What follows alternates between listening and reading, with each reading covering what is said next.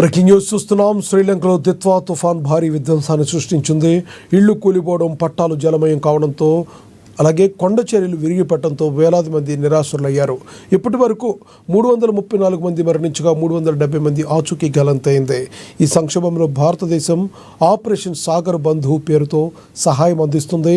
కొలంబో నుండి 323 మంది భారతీయులు స్వదేశానికి చేరుకున్నారు. వరదల్లో చిక్కుకున్న 45 మంది భారతీయులను భారత వాయుసేన కొలంబోకు తరలించింది.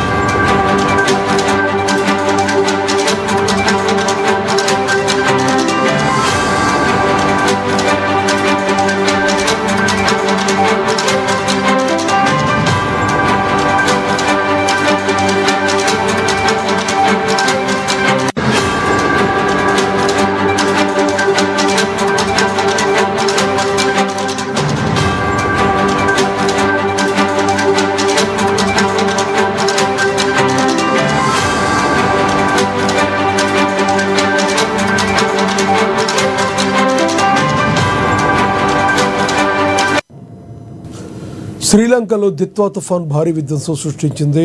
ఇళ్లు కూలిపోవడం, పట్టాలు జలమయం కావడం, కొండ చర్యలు విరిగిపడటంతో వేల మంది నిరాశ్రులయ్యారు.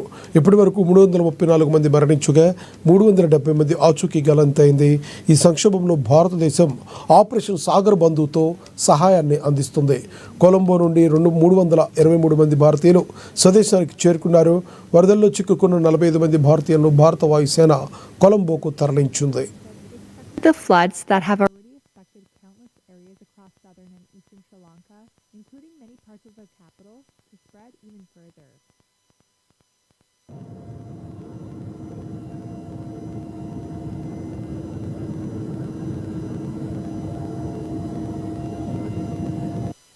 By the Sri Lanka Air Force showed stranded residents being rescued from rooftops on Thursday, while floodwaters engulfed homes.